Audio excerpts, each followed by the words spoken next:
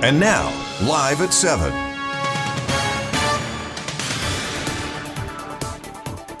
ආයුබෝවන් සුබ සන්ධ්‍යාවක්. ඔබ එක්වන්නේ live at 7 අපගේ ප්‍රධාන ප්‍රවෘත්ති ප්‍රකාශය සමගින්. Facebook පුවත් පිටුව අතරින් වැඩිම ක්‍රියාකාරීත්වයේ සහිත පුවත් පිටුව බවට ස්වර්ණවාහිනී live at 7 Facebook පුවත් පිටුව පත් වෙනවා. ඒ රූපවාහිනී තිරේ මෙන්ම සමාජ මාධ්‍ය ඔස්සේ ස්වර්ණවාහිනී live at 7 කෙරෙහි ඔබ තිබූ විශ්වාසය හේතුවෙන් මේ විශ්වාසය තවදුරටත් තහවුරු කරමින් අදත් ප්‍රවෘත්ති මැදිරියේ සිට ඔබ හමු වන මම නදීක කරුණානායක. මම ඉෂාරා සම්රසිංහ. අදත් මුලින්ම බලමු ප්‍රධාන පුවත් සිරස්තල. හංවැල්ලේදී වෙඩි තබා දෙදෙනෙකු ඝාතනය කරයි.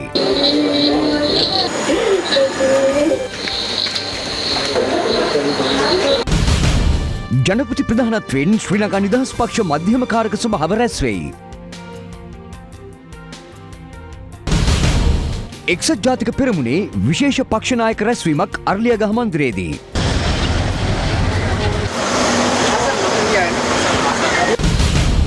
තමා පත් වූයේ සියලු ජාතින්ට සේවය කිරීමට බව නව යුද හමුදාපතිවරයා පවසයි. මුලින්ම දේශීය ප්‍රවෘත්ති. හංවැල්ල පහත්ගම ප්‍රදේශවේදී ඊයේ රාත්‍රියේ සිදු වූ වෙඩි තැබීමකින් පුද්ගලයන් දෙදෙනෙකු ජීවිතක්ෂයට පත්ව තිබෙනවා. එලෙස මිය ගොස් ඇත්තේ ව්‍යාපාරිකයෙක් සහ ඔහුගේ රියදුරායි. හංවැල්ල පහත්ගම ප්‍රදේශයේ පිහිටි මෙම නිවසට ඊයේ රාත්‍රියේ ගිනි අවි දෙකක් රැගෙන යතුරුපැදියකින් පැමිණි දෙදෙනෙකු එම නිවසේ කුලී පදනම මත සිටි ව්‍යාපාරිකයා පිළිබඳව විමසා තිබෙනවා. පොලිසිය පැවසුවේ අවස්ථාවේදී ඔහුගේ බිරිඳ, දරුවා සහ බිරිඳගේ මව මෙන්ම බිරිඳගේ සහෝදරයාද නිවසේ සිටි බවයි. ගිනි අවි රැගෙන පැමිණි දෙදෙනා ඔවුන් බියගන්වා දරුවා අසනීප වී ඇති බැවින් ව්‍යාපාරිකයාට පැමිණෙන ලෙස ඇමතුමක් ලබා දෙන ලෙස තර්ජනය කර තිබුණා. එම ඇමතුමට අනුව ව්‍යාපාරිකයා රියදුරා සමග යතුරුපැදියෙන් නිවසට පැමිණි අවස්ථාවේ එක් පුද්ගලයෙකු T56 වර්ගයේ ගිනි අවියෙන් දෙදෙනාටම වෙඩි තබා තිබෙනවා. අනික ළමයෙක්ට අසනීපයක් කිව්වොත් එයා මොන චූට් කුඩේ ඒවත් දන්න කෙනෙක් නේ.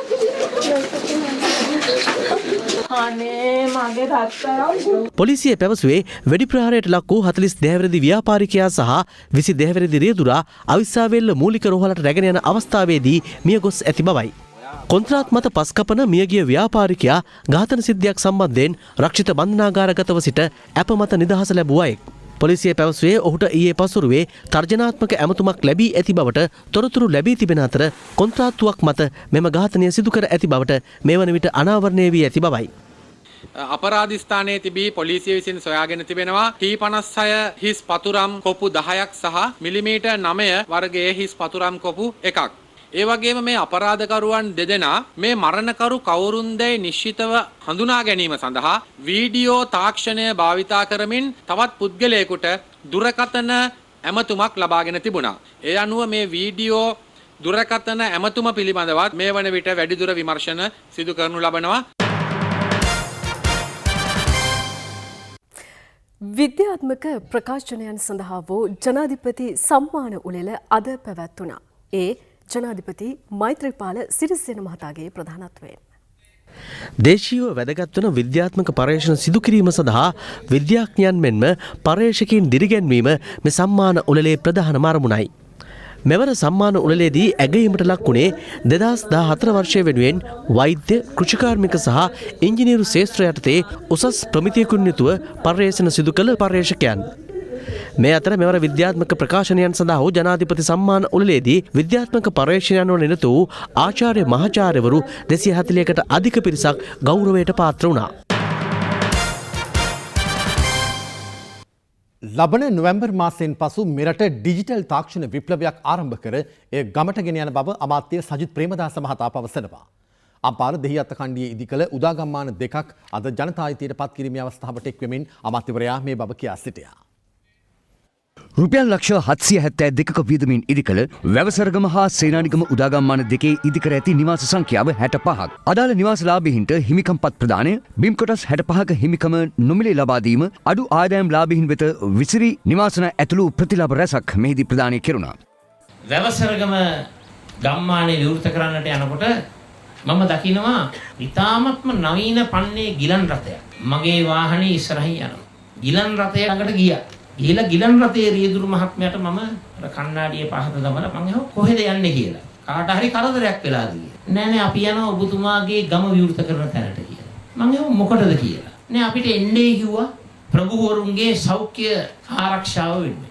මම වහාම කිව්වා කරුණා කරලා ගිලන් රථය ආපහු හරවාගෙන දෙහියත් කණ්ඩිය රෝහලට ගෙනියන්න. දෙහියත් කණ්ඩිය රෝහලට ගිලන් රථය දුන්නේ සජිත් ප්‍රේමදාස ගම විවෘත කරන්න එනකොට සජිත් ප්‍රේමදාසගේ සෞඛ්‍ය සම්පන්න භාවය සුරකින්නට නෙවෙයි. දැන් ලෝකේ වටේ පුද්ගලයෙක් යනනේ බඩ අතකගා වෙනස හොඳද වෙනස සැපද වෙනස සුබද කිය. ඔන්න වෙනස. සජිත් ප්‍රේමදාස ආවොත් වෙනස ඔන්න ඕකයි. මේ අතර තවත් පිරිසක් අනුරාධපුර කදිරේෂන් කෝවිලට ගොස් පොල් ගැසුවා. වසර 25කට පස්සේ එක්සත් ජාතික පක්ෂේ නායකයෙක් මේ රටේ මිනිස්සු බලාන ඉන්නවා. ඒකට වල කපනක යම්කිසි එක්සත් ජාතික පක්ෂේ නායකයෝ ඉන්නවනම් ඒ අය පිළිබඳව මේ 33 කෝටියක් දෙවියෝ බලා ගන්න කියලා තමයි අද මේ පොල් ගෙඩියක් ගහලා අපි කන්නලව් කරන්නේ.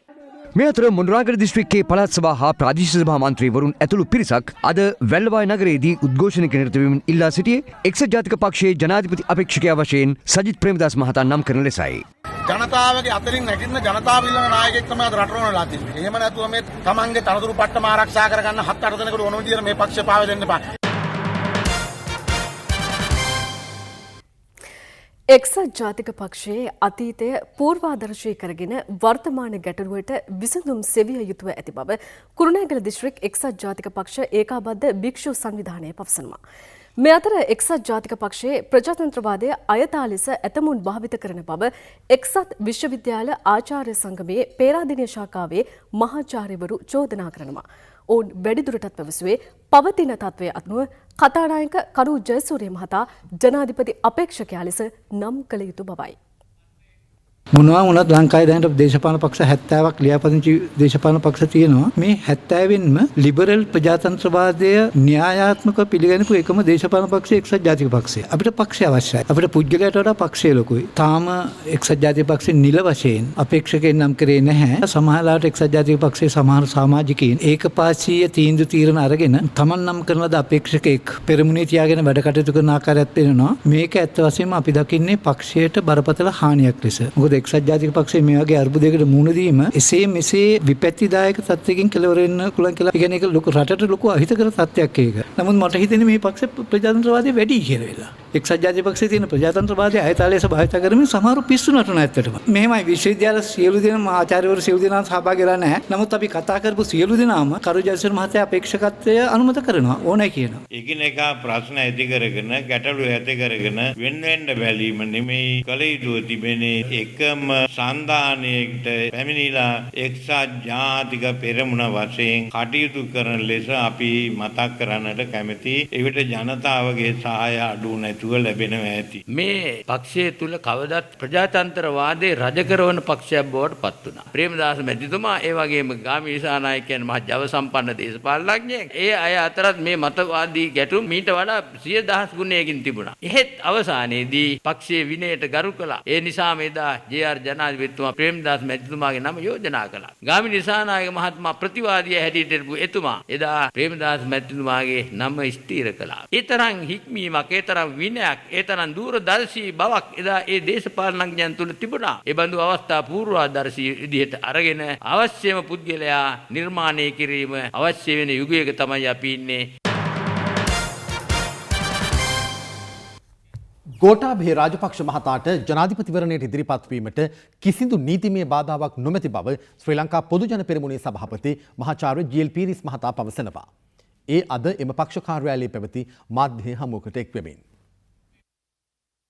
ගෝඨාභය රාජපක්ෂ මහතුමාට අපි වගකීමෙන් කියනවා සම්පූර්ණ නීතිමය හැකියාව අයිතිවාසිකම තියෙනවා මේ ජනාධිපතිවරණයට අපේක්ෂකයෙකු හැටියට ඉදිරිපත් වීමට. ඒකට කිසිම නීතිමය බාධාවක් නැහැ. එතුමාට විරුද්ධව ව්‍යාපාරය ගෙන යන්න ඕනේ දේශපාලන තලයේ. නැති නීති ප්‍රශ්න නිර්මාණය කළා නෙවෙයි. ඒකෙන් අපේ ජනතාව රවටන්න කිසිසේත් පුළුවන් කමක් නැහැ. එක්සත් ජාතික පක්ෂයේ අර්බුදය තාමත්ම දරුණු තත්ත්වයකට පරිවර්තනය වෙලා තියෙනවා. දැන් අපි දකිනවා රනිල් වික්‍රමසිංහ මහත්තයා කෘත්‍යාධිකාරී මණ්ඩලයේ වෙනසක් ඇති කරනවාද? එක්සත් ජාතික පක්ෂයේ කෘත්‍යාධිකාරී මණ්ඩලයේ මේ වෙනකොට 63ක් සමාජිකයෝ ඉන්නවා. දැන් 63ට තව 30ක් එකතු කරලා දැන් 93ක් වෙනවා. වාර්තා වෙනවා මැතිවරණ කොමසාරිස්තුමාට කෘත්‍යාධිකාරී මණ්ඩලයේ සමාජිකයන්ගේ නාම ලේඛනය යවලා කියලා. දැන් මේ කෘත්‍යාධිකාරී මණ්ඩලය තමයි ඒක එකතු වෙලා අපේක්ෂකයෙක්ව කොහොමද කරලියට ගේන්නේ? ඔබ වාර්තා කරන්න. දැන් ගේන්න හදන නිර්පාක්ෂික අපේක්ෂකයෙක්. එහෙනම් ජනාධිපති අපේක්ෂකයන් නැතුව අගමැති අපේක්ෂකයන් නැතුව ඉන්නකොට අර්බුදයක් නම් අපි යෝජනා කරනවා පුළුවන් නම් එක තැනකට එකතු කරලා ඉවරලා වික්‍රමසිංහ මහත්තයවයි සජිත් මහත්තයවයි කරු මහත්තයවයි රාජිත මහත්තයවයි චම්පික මහත්තයවයි කිරියල්ල මහත්තයවයි ලනු කරල්ලක් අරන් එකට මෙහෙම තියලා ඔතාගෙන යන්න. බෙල්ල කැලි විතරක් පේනකම්. ඔතන අරන් ගිහලා මැතිවරණ කොමසාරිස් කාර්යාලය ඉස්සරහට ගිහිල්ලා කියන්න මෙන්න අපේක්ෂක අපේ දුසිම. ඒ හින්දා මේ දුසිම මාවත් මේ රටේ ජනතා ආශිර්වාදයෙන් ගෝඨාභය රාජපක්ෂ මේ රටේ ජනාධිපතිවරයා හැටියට දිවුරුම් දෙනවා. ඒක ස්ථිරයි. ජනාධිපතිවරණයේදී කිසිදු අපේක්ෂකයෙකු 50% ඉක්මවා ඡන්ද ලබා නොගන්නා බවටත් 50% ඉක්මවා ඡන්ද ලබා නොගතහොත් ජනපති විය නොහැකි බවටත් ගෙන යන ප්‍රචාර අසත්‍ය බව පාර්ලිමේන්තු මන්ත්‍රී උදය ගම්මන්පිල මහතා පවසනවා. අද පැවති ප්‍රවෘත්ති සාකච්ඡාවකදී ඔහු අවධාරණය කළේ ගෝඨාභය රාජපක්ෂ මහතා 50% ඉක්ම වූ විශිෂ්ට ජයක් ලබන බවයි. පළමුව කාටවත් 150ක් ගන්න බෑ කියන එක වැරදි. දෙවනුව 150ක් ගන්නේ නැතුව ජනාධිපති වෙන්න බෑ කියන එකත් වැරදි. වර්තමාන එක්සත් ජාතික පක්ෂ ආණ්ඩුව තමයි ලංකා ඉතිහාසයේ බිහිවුණු වැඩබැරිම ආණ්ඩුව. මේක මේ කියන්නේ අපි විතරක් නෙවෙයි. පාච රණවක, රාජිත සේනාරත්න, සරත් ෆොන්සේකා, හරින් ප්‍රනාන්දු, සුජීව සේනසිංහ, අජිත් පෙරේරා වැනි ආණ්ඩුවේ ඇමතිවරුන්. ඉතින් එවැනි ආණ්ඩුවකට එරෙහිව මැතිවරණයට මුහුණ දෙන අනාගත ජනාධිපති ගෝඨාභය රාජපක්ෂ මැතිතුමා විශිෂ්ට වැඩි ඡන්ද ප්‍රමාණයකින් 150 ඉක්මවලා ජයග්‍රහණය ලබන බව තාම පැහැදිලි. පාර්ලිමේන්තු අමාත්‍යවරයාත් කියනවා ගෝඨාභය මහත්මයා අවසාන කාලයේදී ජනාධිපතිවරණයට ඉදිරිපත් වෙන එක නැති වෙයි කියන එක. කියවනක් තියෙනවා පාටලී හොඳ නැත හොඳ ලී පාට කරන්නේ නැත කියලා. ඒ නිසා එතුමායි කියන ප්‍රකාශයේ කිසිම වැදගත්කමක් නැහැ. එතුමල්ලට තියෙන ගෝඨාභය කියන බය නිසා කැමති ගෝඨාභය මහත්තයා ඉන්නේ නැහැ කියලා හිතනවා. මේ වෙනකොට එක්සත් ජාතික පක්ෂ අපේක්ෂකයෙක් ඉදිරිපත් කළා නැහැ. අපේක්ෂකේ කවුරු වුණත් ඔවුන් අන්ත පරාජයටපත් වෙනවා. අපි මතක් කරනවා මේ රංගනවල කෙලවර නැවතත් සන්දානයක් හැදෙයි. ඒ මොකක් වුණත් අපි ජයග්‍රහණය ලබලා ඉවරයි කියන එකයි අපිට දැනෙන්නේ. අලියෝ ජෙප්පෝ කොටි NGO කාර්යෝ අහගන්න අලුත් පරපුරයි පරවැසි බලයයි දැනගන්න රටම කාපු තක්කඩි ටික පෙරමුණකට එන්න මොන කෙලි කළත් දෙන්නේ ගෝඨාභය පරදන්න. අල්ලස් කොමිසම තමාට එරෙහිව ගොනු කළ නඩුවකින් තමා නිදහස් කරන ලෙස ඉල්ලා පාර්ලිමේන්තු මන්ත්‍රී කුමාර වෙල්ගම මහතා ඉදිරිපත් කළ ප්‍රතිශෝධන පෙත්සමට අදාළ නියෝගය ලබන මාස 12 වෙනිදා ප්‍රකාශයට පත් කිරීමට නියමිතයි.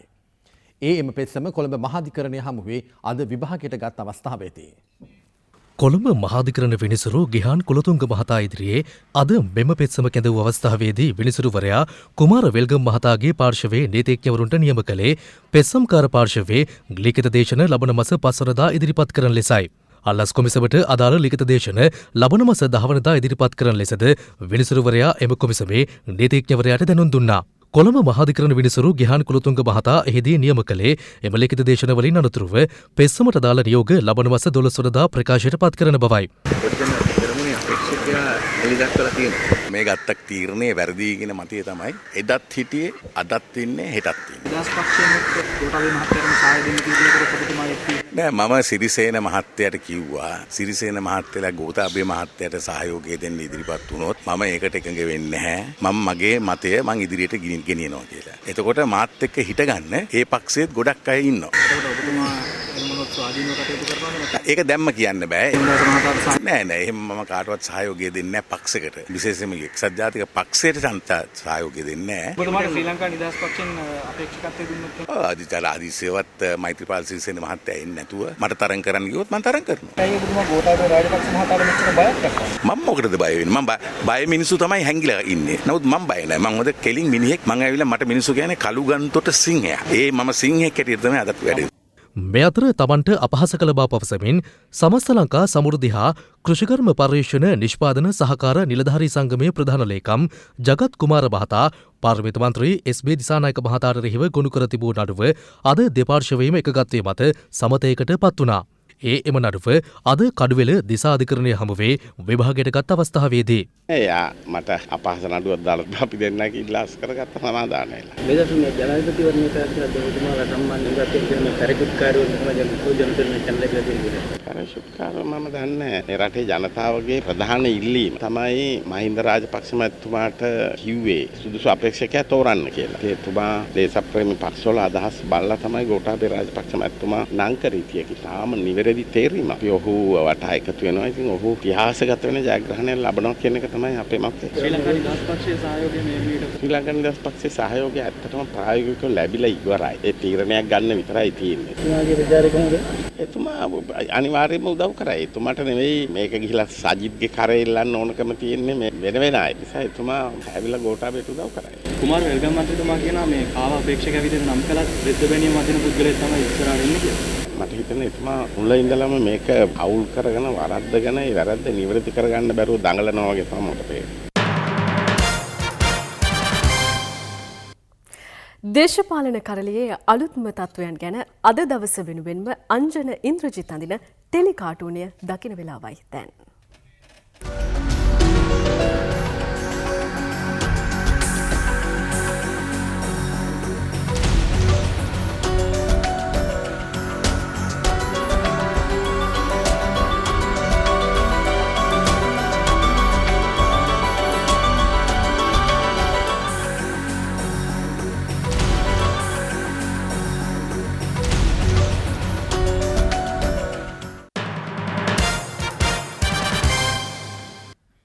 තමා යුද්ධ හමුදාධිපතිවරයා ලෙස පත් වූයේ එක් ජාතියකට පමණක් නොව රටේ සියලු ජාතීන් වෙනුවෙන් බව නව යුද්ධ හමුදාධිපති ලුතිතන් ජනරල් ශවේන්ද්‍ර සිල්වා මහතා පවසනවා. යුද හමුදාපතිවරයා මේ බව ප්‍රකාශ කළේ අද කොළඹදී සිය ප්‍රථම මාධ්‍ය හමුවට එක්වෙමින්. නවවන කොළඹ ආරක්ෂක සමුළුව සහ වාර්ෂිකව පැවැත්වෙන දියකාවා යුදාභ්‍යාසය පිළිබඳ දැනුවත් කිරීමේ මාධ්‍ය හමුවක් අද පස්වරුවේ කොළඹදී පැවැත්වුණා. මේ සඳහා අභිනව යුද හමුදාපති ලුතිනන්ට් ජෙනරාල් ශවේන්ද්‍ර සිල්වා මහතා ඇතුළු යුද හමුදාවේ ජ්‍යෙෂ්ඨ නිලධාරීන් පිරිසක් එක්ව සිටියා. යුද හමුදා සංඛ්‍යාවන් මේ රට තුළ ස්ථානගත විතු ආකාරය පිළිබඳ වඩාත්ම දැනුම තියෙන්නේ ත්‍රිවිධ හමුදාව. ඕන අපි ඉතින් පවත්වාගෙන යන කඳුරු තවදුරටත් පවත්වාගෙන යනවා. අපි කිසිම මේ කඳුරු දැන්ට පවත්වාගෙන යන කඳුරු කිසිවක් මේ අවස්ථාවේදී ඒ තැන් වලින් ඉවත් කරගන්න අපි කටයුතු කළා නැහැ. අපි ඉදිරියේදී එන තිබෙන වාතාවරණය අනුව රටේ පැවතෙන වාතාවරණය අනුව අවශ්‍යතාවයක් තිබ්බොත් එහෙම කරොත් තරන දැන්ට අපි එහෙම බලාපොරොත්තුවක් නැහැ. Some countries from the international community and UN, how do you tackle this and what is the way forward? Yeah, there can be any concerns. Yeah, of course, countries can have concerns, of course, due to various reasons. But His Excellency the President has appointed me as the commander of the army. I'm sure he would have considered the requirement of the nation. So I respect and accepted the decision taken by the command. So we'll look forward and we'll see. We go forward and see how it is going to be. විශ්‍රාම ගියද අවස්ථාව ලබා දෙන්නේ නම් රට වෙනුවෙන් සේවය කිරීමට සූදානම් බව හිටපු යුද හමුදාපති ජෙනරාල් මහේෂ් සේනානායක මහතා පවසනවා. ශ්‍රී දළදා සමිඳුන් බැඳ පුදා ගැනීමෙන් අනතුරුව මාධ්‍ය වෙත අදහස් දක්වමින් ඔහු ඒ බව සඳහන් කළා. හිටපු යුද හමුදාපති ජෙනරාල් මහේෂ් සේනානායක මහතා අද පෙරවරුවේ දළදා සමිඳුන් වැඳ පුදා ගත්තා. ඉන් අනතුරුව හිටපු යුද හමුදාපතිවරයා අස්ගිරි මහවිහාරය වෙත පැමිණියා. යාගතුමා හමුවට පස්සේ මම කිව්වේ තවදුරටත් රටට සේවයක් කරන්න ඕනම තැන. ඒකේ කිසිම ભેදයක් නැහැ රටේ කොහෙද කියන එක. කරපු සේවය තවදුරටත් වැඩ කරන්න පුළුවන්. මට ඕන වැඩක් කියනවා කරන්න කියන එක. හිටපු යුද හමුදාපතිවරයා මල්වතු මහානාහිමියන්ද බැහැදැක්කේ ඉන් අනතුරුවයි. ජන ශාන්සිලක් තමයි දක්ෂ සේවකයෙක්. එතුමාට මම ආශිර්වාද කරනවා. රට වෙන් වුණාට හමුදාවෙන් ගිලානේ. හමුදාව බෙදලා නැහැ. අපි ළඟ යුද හමුදාවේ 600ක් ඉන්න මුස්ලිම් ජාතික. මේ සිංහල බෞද්ධ රටේ එක පවුලයි ඉන්නේ. ඒ පවුලට කියන්නේ ශ්‍රී ලාංකීය පවුල කියලා. මේ රටේ ජීවත් වෙන ද්‍රවිඩ, මුස්ලිම්, ක්‍රිස්තියානි, ඉස්ලාම්, හින්දු ඕනම භක්තිකයෙක් මේ පවුලට අයිතියි. ඊට පෙර පූර්වාදර්ශ තියෙනවා හමුදාපතිතුමන්ලා දේශපාලන පැමිණලා තියෙනවා. අපිට වෙන ආකාරවලට මේ රටේ ජනතාවගේ සුභසිද්ධි සඳහා හමුදා නිලධාරියෙක් හැටියට විශ්‍රාම ගියත් කටයුතු කරන්න පුළුවන්. ඒකේ අදහස වේදිකාවලට ඇවිල්ලා පක්ෂයකට බැඳිලා මේ දේශපාලනය කරන එක නෙමෙයි. දේශයට වැඩක් කරනවා නම් මං එතන ඉන්නවා. එක්සත් ජාතික පක්ෂයේ තීරණවලට අනුව වැඩ කිරීමට නොහැකි අය පක්ෂයෙන් ඉවත් වීම සුදුසු බව අමාත්‍ය සරත් ෆොන්සේකා මහතා පවසනවා. කෙසේ වෙතත් අද පැවති මාධ්‍ය හමුවේදී බුද්ධික පතිරණ මහතා පැවසුවේ තමා ක්‍රියා කරන්නේ පක්ෂය ගන්නා තීරණ අනුව බවයි. මේ අතර එක්සත් ජාතික පෙරමුණේ පක්ෂ නායකයන්ගේ සහභාගීත්වයෙන් තවත් සාකච්ඡාවක් අද පස්වරුවේ ආරම්භ වුණා. එක්සත් ජාතික පෙරමුණේ පක්ෂ නායකින් අතර සාකච්ඡාවක් අද පස්වරුවේ අර්ලියාගහ මන්දිරයේදී ආරම්භ වුණා. ජනාධිපතිවරණය ඉලක්ක කර එක්සත් ජාතික පෙරමුණ පිහිටුවීමට අපේක්ෂිත නව සංධානය හා එහි ජනාධිපති අපේක්ෂකයා පිළිබඳව එහිදී අවධානය යොමු කරන බව වාර්තා වනවා. එමෙන්ම ජනාධිපතිවරයාගේ ප්‍රධානත්වයෙන් හෙට පැවැත්වෙන කැබිනට් රැස්වීම පිළිබඳව මෙහිදී සාකච්ඡා වීමට නියමිතයි. මේ අතර ජනාධිපති දුර අපේක්ෂකත්වයේ සම්බන්ධයෙන් එක්සත් ජාතික පක්ෂ මන්ත්‍රීවරු මෙලෙස අදහස් පළ කළා. රනිල් වික්‍රමසිංහ මැතිතුමා, කරු ජයසූරිය මැතිතුමා, සජිත් ප්‍රේමදාස මැතිතුමා. දැන් ওই තුන් දෙනාගෙන් කාටද වැඩිම ඡන්ද ගන්න පුළුවන් අපේක්ෂකයා වෙන්න පුළුවන් ඔබතුමා හිතන්නේ? මට හිතෙන දේ නෙවෙයිනේ වැදගත් වෙන්නේ. ඉස්සෙල්ලාම පක්ෂයේ තීන්දුව. කෘත්‍යාධිකාරී මණ්ඩලය මන්ත්‍රී කණ්ඩායම මේ යෝජනා තුන පිළිබඳව කතා කරලා තීන්දුව ගන්නවා. ඒතකොට මගේ තීන්දුව නෙවෙයි මෙතන වැදගත් වෙන්නේ. බුද්ධික පතිරණ කියන්නේ හැමදාම පක්ෂයේ තීන්දුවත් එක්ක වැඩ කරපු. එතන සජිත් ප්‍රේමදාස මැතිතුමාට සහාය බල කරන්න එයා මොකක් හරි න්‍යාය පත්‍රයක ගමනක් යනවත් නෙවෙයිනේ. පක්ෂය අනුමත කරපු වැඩක යෙදිලා නැහැ මේ වෙලාවේ. හැබැයි ඉදිරියේදී දැන් ඇමතිකම් නැති අයට ඇමතිකම් ලැබෙයි මේ 30 දැන් පස්සේ මේ විතානගේ මන්ත්‍රීතුමා කියන හැටියට. කොහොමද ඇමතිකම් ලැබෙන්නේ? අයි ඉල්ලා අසනවල පිරිස පක්ෂයේ ගන්න තීරණ අනුව එහෙම වැඩ කරන්න බැරි නම් ඒ වගේ ඉල්ලා අස්සන එකත් හොඳයි. මගේ මතය නම් පක්ෂයෙන්ම යන එක හොඳයි. ඒ වගේ කට්ටිය. අප ජයග්‍රහණය කරන ස්වරූපයේ ජනාධිපතිවරයෙක් අපි ඉදිරිපත් කරනවා. ඒකේ යම් අයට සීමාවක් නැතුව කටයුතු කිරීමේ දුක තමයි අපිට පේන්න තියෙන්නේ. යම් අය ඒගොල්ලෝ හිතුව මතේ විනියන්න නැතුව කටයුතු කරන යන දුක් වෙනවා විතරයි. අපි ඉස්සලාම කිව්වේ ඒගොල්ලන්ට තියෙන ප්‍රශ්න ඒගොල්ලෝ විසඳ ගන්න කියලා. ඊට පස්සේ අපි තීරණය කරන්න ඕනේ කොයි වගේ කෙනෙක්ද ඉදිරිපත් වෙන්නේ කියලා. ඒගොල්ලන්ගේ කවුද දාන්නේ කියන තීරණ ගත්තට පස්සේ අපි තීරණය කරනවා කොයි විදිහටද මේ ගමන සිදු වෙත්තේ කියලා. මොකද සන්දානයක් නැතුව කිසිම තනි පක්ෂයකට ආණ්ඩුවක් හදන්න බෑ. බොහෝ දුරට හෙට පක්ෂ නායකතුමත් එක්ක අනෙකුත් අපේ සන්දානයේ නායකයන් සමග සාකච්ඡාවක් කිරීමට එතනදී තමයි මම හිතන්නේ ගොඩක් දුරට අපි දිනවකවානු ගැන කතා කරන්නේ. එතකොට අපේක්ෂකයන් නම් වෙන්නද? අපේක්ෂකයා නම් කිරීමේ ප්‍රශ්නයක් නැහැ. අපේක්ෂකයාත් නම් කරනවා. නම් කරලා නැකතක් බලන්න ඕනනේ අපේක්ෂකයා ප්‍රසිද්ධ කරා. ඒ නැකත ගැන කතා කරන්න තමයි හෙට හමු වෙන්නේ. හිටපු ජනාධිපතිතුමා කියලා තියෙනවා ඊයේ සජිත් තිරණන් එයා කැමතියි කියලා. මහින්ද රාජපක්ෂ මහත්තයා හිතුවා මේක නිකන් අපි පිඟානක බෙදලා එයාට නිකම්ම ගෙනියන්න දෙයි කියලා. දැන් පොඩ්ඩක් බය වෙලා ඉන්නේ මේ දවස්වල. ඒගොල්ලෝ මහා ලොකුවට පටන් ගත්තනේ ඒගොල්ලන්ගේ ලොකු කැම්පේන් එක කියලා. ඕනේ නම් අපි පොඩි තල්ලුවක් දෙන්නම් කියලා කියන්න. දැන් මේ දවස්වල හිර වෙලා ඉන්නේ.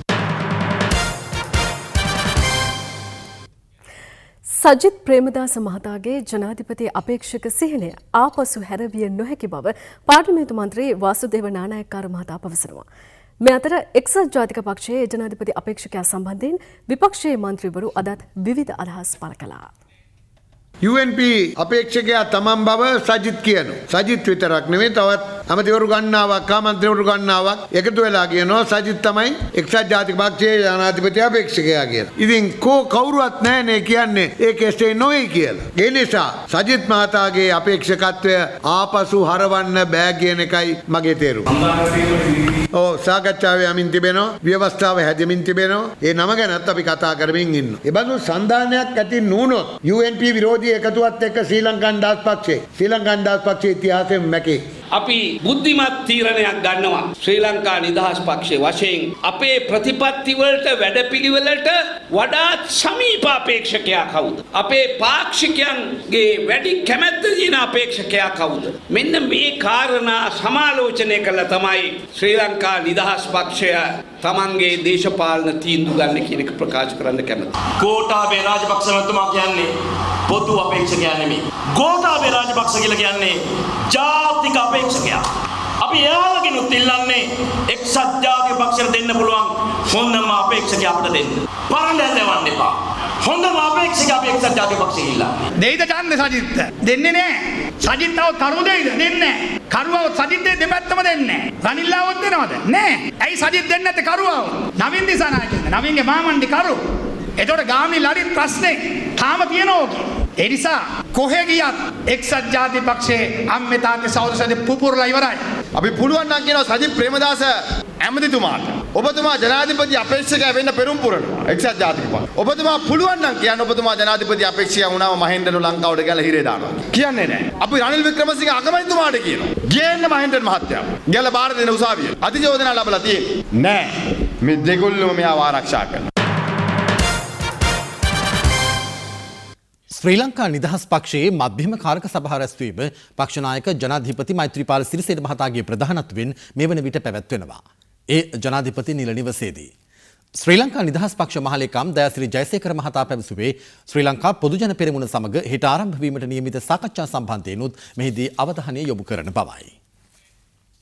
මධ්‍යම කාරක සභාවේදීත් අපි සාකච්ඡා කරන්න බලාපොරොත්තු වෙනවා පොදුජන පෙරමුණත් එක්ක තියෙන සාකච්ඡා සම්බන්ධයෙන්. හෙට හවස් වරුවේ අපි පොදුජන පෙරමුණත් එක්ක නව සාකච්ඡා වාරයක් ආරම්භ කරනවා. කායි සභා මන්ත්‍රීවරු සම්බන්ධ විනය පරීක්ෂණ ගණනාවක් අපි දැන් මේනකොට තියලා අවසන් කරලා තියෙනවා. එහි ප්‍රතිඵල පිළිබඳව මධ්‍යම කාරක සභාවට වාර්තාවක් ඉදිරිපත් කරනවා. තවත් කාරණා ගණනාවක් සාකච්ඡා කරන්න බලාපොරොත්තු වෙනවා. ලංකා නිදහස් පක්ෂේ නැතුව කොහොට්ටුවට ගමනක් නැහැ කියලා ඔබතුමා දිගින් දිගටම කියනවා. එතුමා එකඟ වෙයිද ඔබතුමාලත් එක්ක ගමන යන්න? ඔළුවක් තියෙන දේශපාලනය ගැන දන්න පොදුජන පෙරමුණේ ඉන්න සියලු දෙනා මම හිතන්නේ ඔවුන් විශ්වාස කරනවා ශ්‍රී ලංකා නිදහස් පක්ෂ සමග එකතු විය යුතුයි කියලා. ජනාධිපතිතුමාට යලිත් කියනවාද අදත් ඉදිරිපත් වෙන්න කියලා ජනාධිපතිවරණය? ඔව් අපි දිගින් දිගටම ඒක ඉල්ලා දෙනවා ජනාධිපතිතුමාගෙන්. එතුමා තවමත් ඒ සම්බන්ධව අපිට අදහසක් ඉදිරිපත් කළා නැහැ. එතුමා ගන්න පියවර මොකක්ද කියලා අපි බලාපොරොත්තු වෙනවා එතුමාත් එක්ක සාකච්ඡා කරන්න. විරාමකින් පසුව නැවතත් ප්‍රවෘත්ති බලාපොරොත්තු වන්න.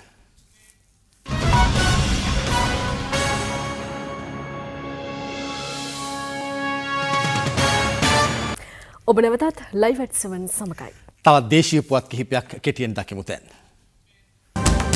රටම කෙටියෙන්.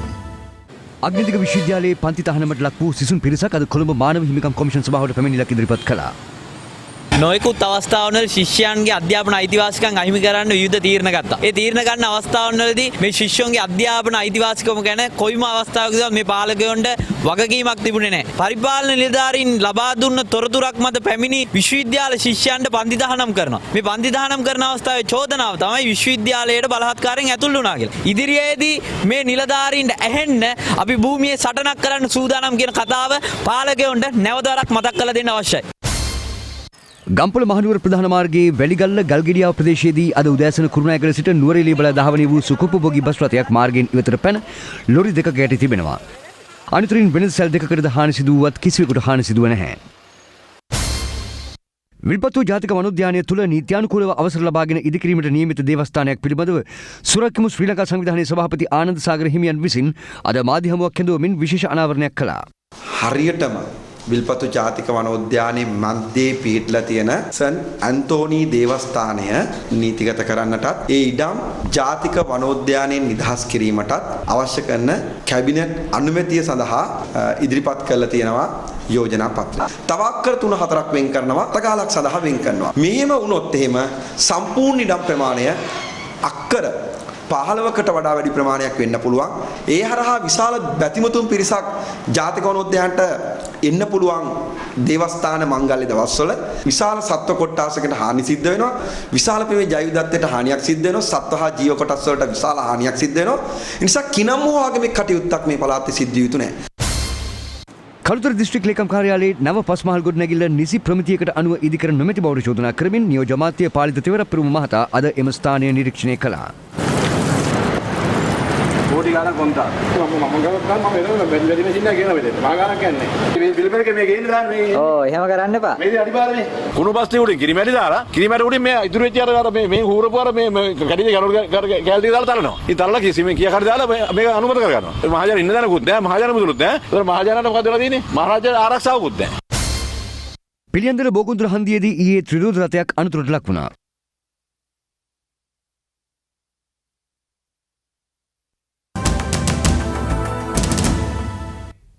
තවත් පුවත් දකිමු මේ විරාමයෙන් අනතුරුව.